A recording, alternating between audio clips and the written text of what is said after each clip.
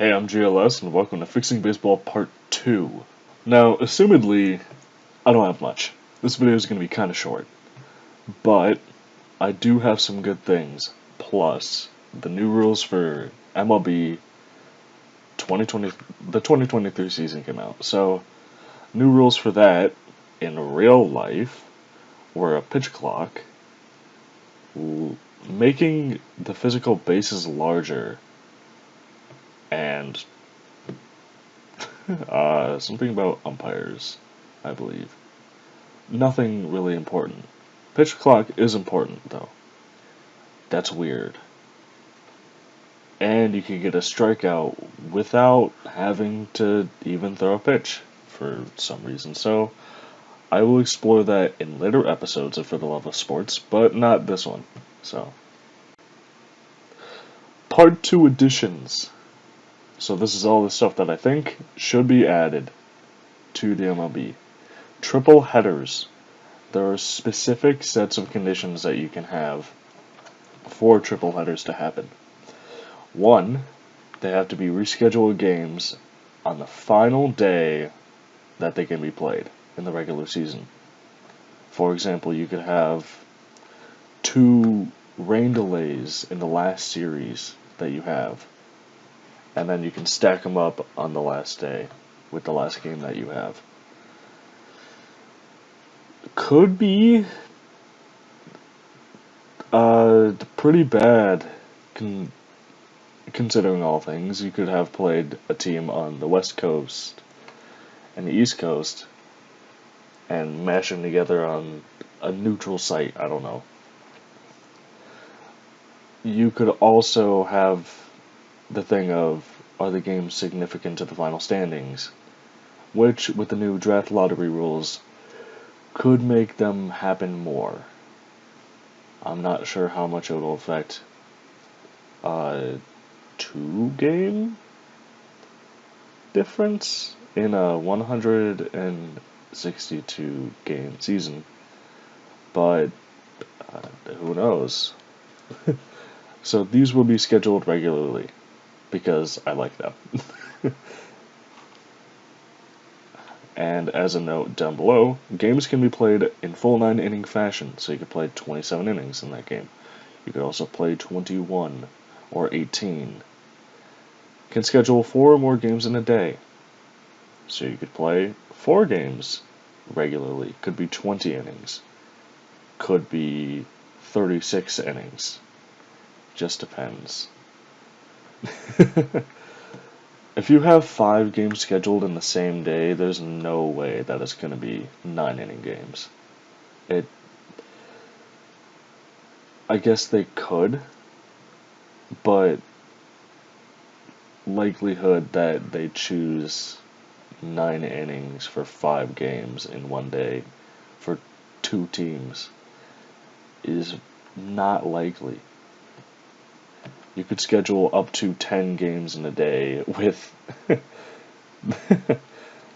the 5-inning rules, I guess, if you wanted to play 50 innings for whatever reason. There's no real limit to how many games you can play in a day. Number 2, series length can be increased from 4 to 5 and 6 regularly.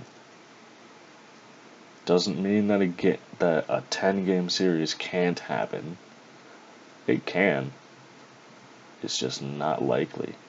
Those happen once every 25 seasons, I guess, unless rules change differently again or whatever. Divisional opponents only. That's huge. You can only play divisional opponents where you have major rivalries for more than that set amount of games. You can't play an intra-league opponent like the Mets playing the Kansas City Royals for 6 straight games. It's just not possible. It's not plausible either. It's like, it shouldn't happen. Number 3, 1-game series become common as well to accommodate for home-and-home games with intra-league opponents. This is kind of cool. So you can play 1 game for the 2 games that you play per team for when I made up this rule. When you play a team that's not in your league, like the Tigers playing the San Diego Padres, 2 games a year, they could be playing once at Petco Park and once at Comerica Park. So that just makes more sense to me. 4.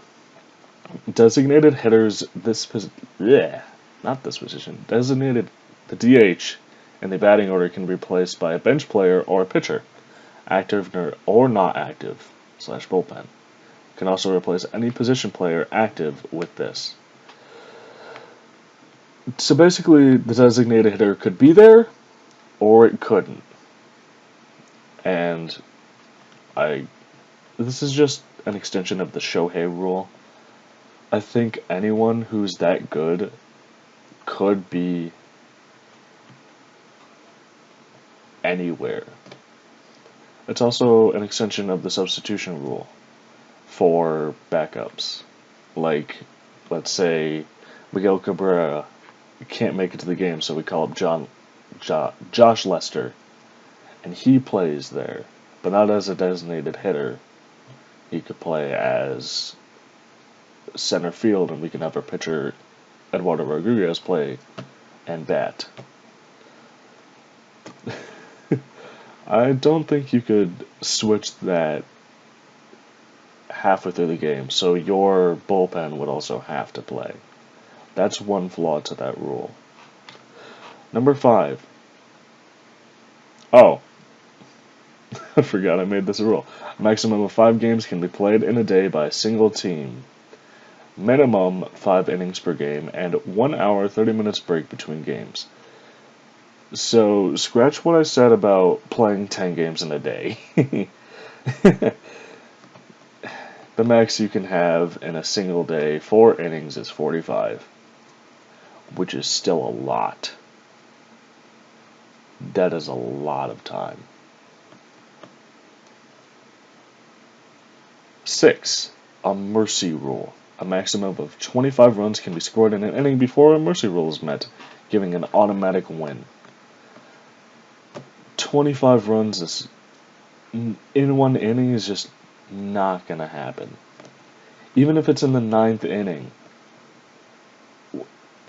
that's so unlikely to happen. I think the record for most in an inning is 21, and that's just because I think the Baltimore Orioles just died against the Texas Rangers. And that was 21, and that inning lasted, who knows, I think it was over an hour.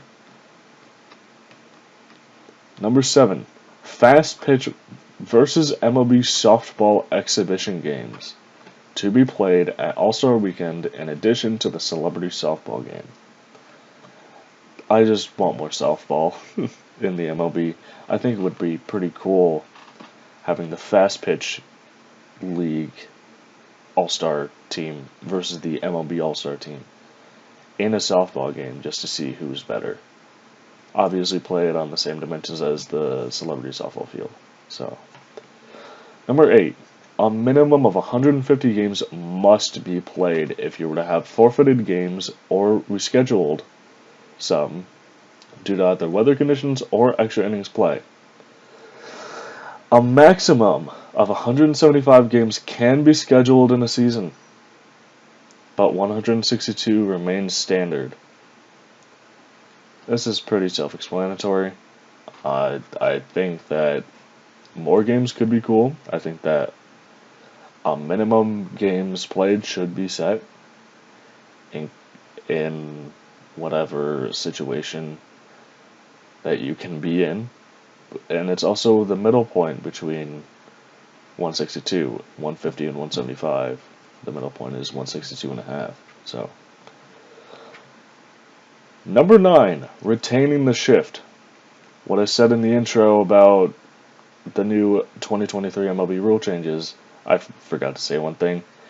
It was putting a cap to how many defensive shifts you can have in a single game. I don't like that. I think that's going to fail and make more teams mad at Rob Manfred.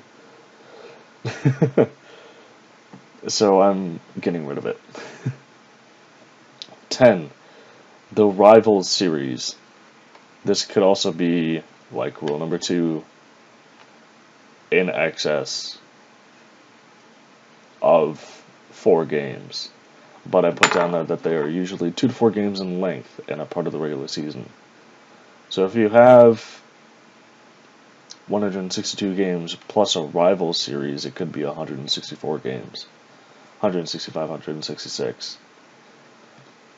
They do not count towards the set number of division interleague and interleague games. Like the I can't remember the specific numbers, but like 60 division games and 53 interleague games and whatever. I think I had 35 interleague games where you play 2 per team and then 3 per team for the teams that are sharing descriptors with your division. Like AL Central, an AL Central team would play NL Central teams in 3-game series. And last, newly built baseball fields may not exceed 500 feet in any given direction from home plate. I don't know why a team would, but the Polo Grounds did exist before. So I wanted to include the Polo Grounds within those limits without making it insane.